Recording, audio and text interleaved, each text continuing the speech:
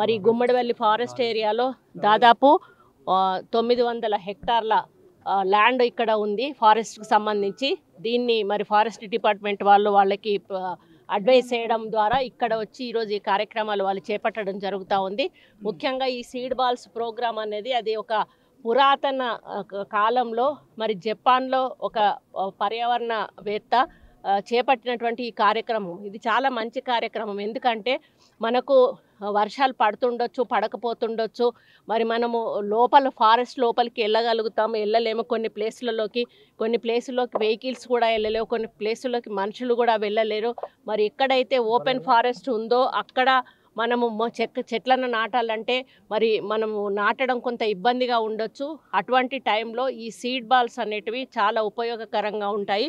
ఈ సీడ్ బాల్స్ని తయారు చేసే విధానం కూడా ఒక బంకమట్టి ప్లస్ దానికి కావలసిన ఎరువును కలిపి దాన్ని బాల్ లాగా తయారు చేస్తారు.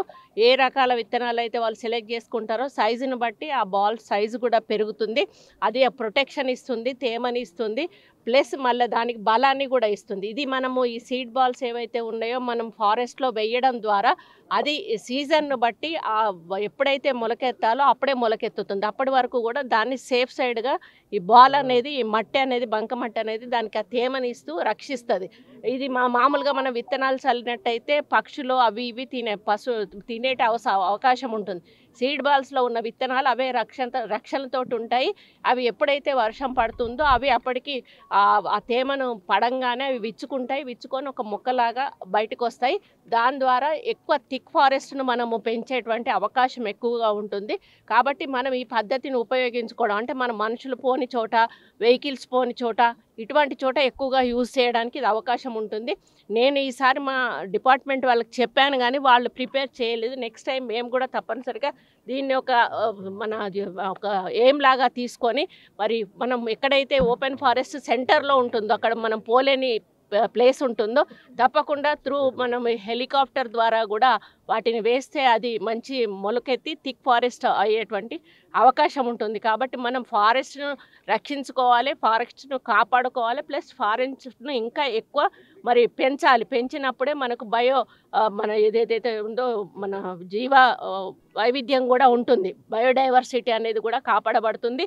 ప్లస్ దీని ద్వారా ఏమవుతుందంటే మనకు ల్యాండ్కు కూడా కొంత వీటితో మనం వేస్తున్నటువంటి ఏదైతే ఎరువు ఉందో బలాన్ని ఇస్తుంది. ఆ బలంతో కూడా చెట్లు ఎక్కువగా పెరిగేటువంటి అవకాశం ఉంటుంది. ఈ విధంగా చెప్పుకుంటూ పోతే సీడ్ బాల్స్ ద్వారా మనకు చెట్లతోటి పొల్యూషన్ కంట్రోల్ అవుతుంది, జీవ వైవిధ్యం కూడా, ఇప్పుడు బయోడైవర్సిటీ కూడా మనం కాపాడిన వాళ్ళం అవుతాము.